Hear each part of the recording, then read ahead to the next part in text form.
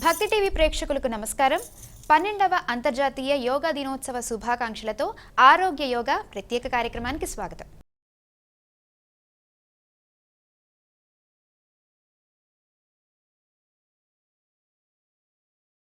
కాలం అనేది ఎవరి కోసం ఆగదు, కానీ ఆ కాలాన్ని సైతం జయించగలిగే శక్తి, చైతన్యం మన సొంతం. వయసు అనేది కేవలం సంఖ్య మాత్రమేనని, అది మన శారీరక, మానసిక స్థితిని నిర్ణయించకూడదని నిరూపించిన రోజే యోగా దినోత్సవం. మరి 2026 యోగా డే సందర్భంగా ఈ ఏడాది ఎంచుకున్న అంశం ఆరోగ్యకర వృద్ధాప్యం యోగా. మనిషి అనేవాడు కేవలం తన యవ్వనంలో స్వతంత్రంగా, ఆరోగ్యంగా ఉండడం మాత్రమే కాదు, వృద్ధాప్యంలో కూడా ఆరోగ్యంగా, స్వతంత్రంగా ఉండడమే అసలైన విజయం. మరి ఇత్యాది అంశాలన్నింటినీ కూడా మరింత విశ్లేషణగా మనకు వివరించేందుకు ఈనాటి కార్యక్రమానికి విచ్చేశారు ప్రముఖ యోగా గురు శ్రీ ఆర్ఆర్ ప్రసాద్ గారు. మరి వారితో మాట్లాడదాము, మరిన్ని విశేషాలను తెలుసుకుందాం. నమస్కారం గురుగారు. నమస్కారం అమ్మా.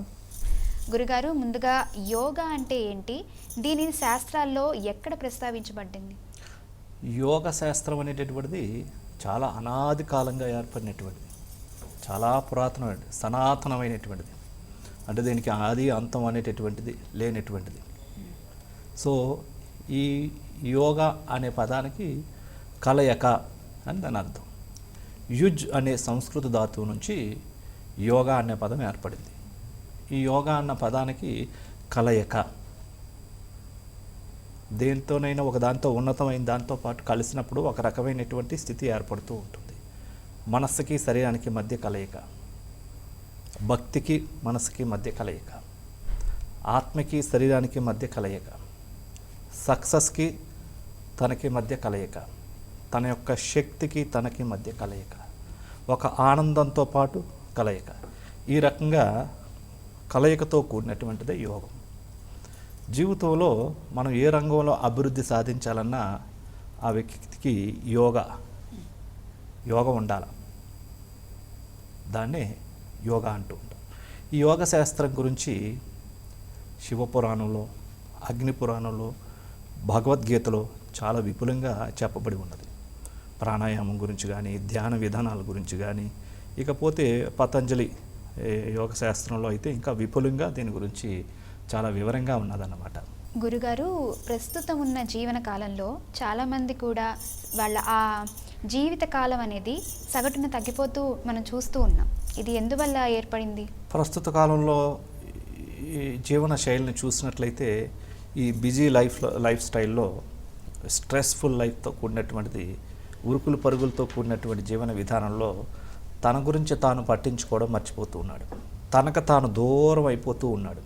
తన యొక్క జీవన శైలిని ప్రకృతికి విరుద్ధంగా తయారు చేసుకుంటూ ఉన్నాడు.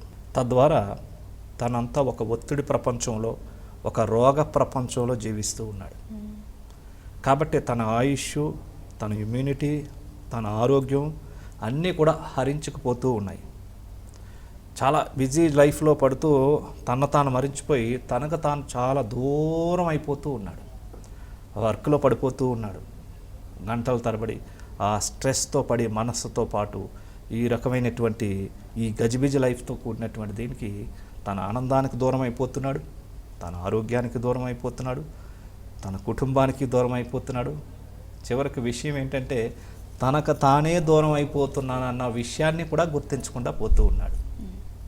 సో యోగా మళ్ళీ తనతో పాటు తన కలయిక, నీలోనికి నువ్వు స్థిమితంగా తీసుకొని వచ్చేటటువంటిది యోగా. సో కాబట్టి ఏంటంటే ఈ ప్రస్తుత జీవన శైలిలో తనకు తాను దూరం అయిపోవడం ద్వారా ఆయుర్దాయం తగ్గిపోతూ ఉన్నది, ఇమ్యూనిటీ తగ్గిపోతున్నది, అనేక రకమైనటువంటి రోగాలకి గురైపోతూ ఉన్నాడు. గురుగారు, పూర్వ